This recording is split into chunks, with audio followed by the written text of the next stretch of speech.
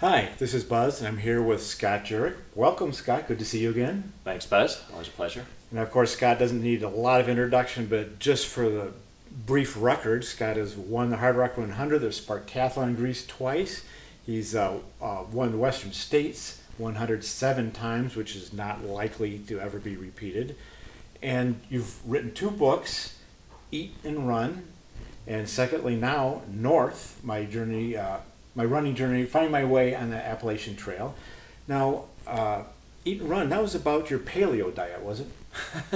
Yeah, totally. I started more even paleo than I think even my paleo friends. Hunting and fishing in northern Minnesota, but no, it was my transition to being a plant-based vegan athlete and just in general. That's part of your athletic background, part of your story, and part of your success is that your healthy diet has helped you do what you've been able to do.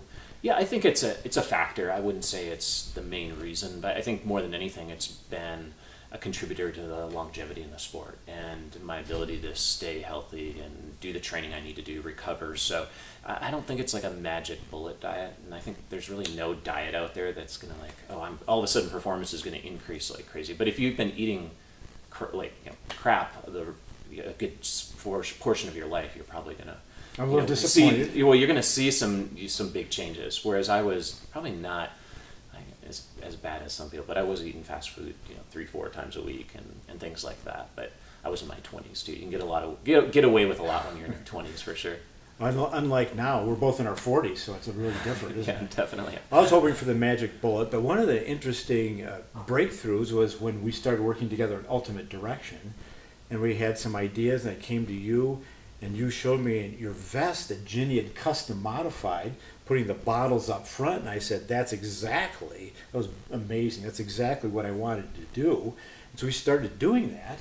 And frankly, we changed the world of hydration worldwide forever. I mean, it definitely was a big shift, I would say. I started ultra running back when the original Ultimate Direction, just rear one single bottle waist belt.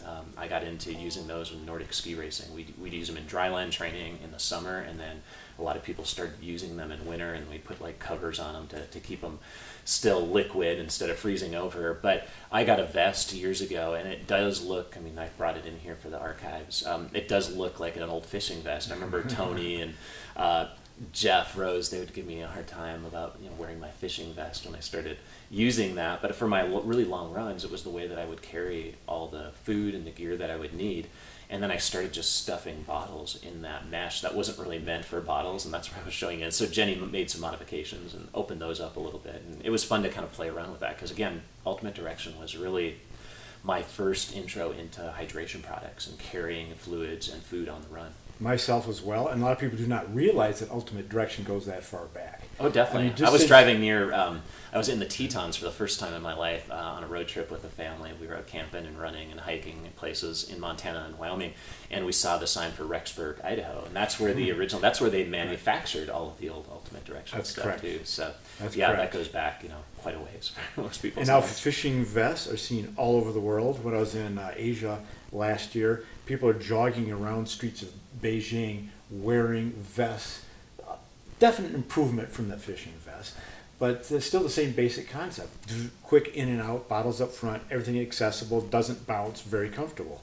So we did a good job on that, Scott. Yeah, and it's fun. And there are times when I like a waist belt too. I think that's the beauty of having different systems for different type of things that you're doing. For like Western States, I never used a vest setup or a running hydration torso pack. It was all just a waist belt and handheld. So I think as much as like that transition of everybody's wearing things on, there are times when you don't per se, especially when it's 100 degrees out and you want to try, avoiding some of that heat production, especially when you're trying to win these races. So you'll still see the handhelds and the waist, the really small, as I used to call it, fanny pack, or UD, I think, called it the clamshell, is the thing that I would use. It was an old Ultimate Direction one I made. So I think that's kind of fun to see the transitions over the years, and when you run it or you maintain a relationship to the sport or compete in a sport for a long time, you're going to see those transitions. So it's fun to look back to.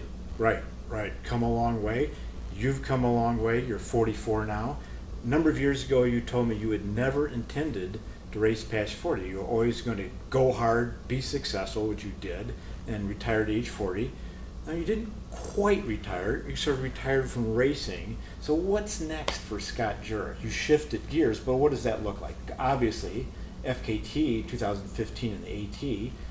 You're plotting a few other things. What's next? Yeah, I'd like to do a couple more big adventure runs, as I like to call them, whether they'll be, fastest known times or for a record, we'll see. But those really pique my interest most. I have my old buddies, including, Horty and some of these individuals who've been around. Rob McNair, they always used to tell me, like, save that stuff for when you're old, or older.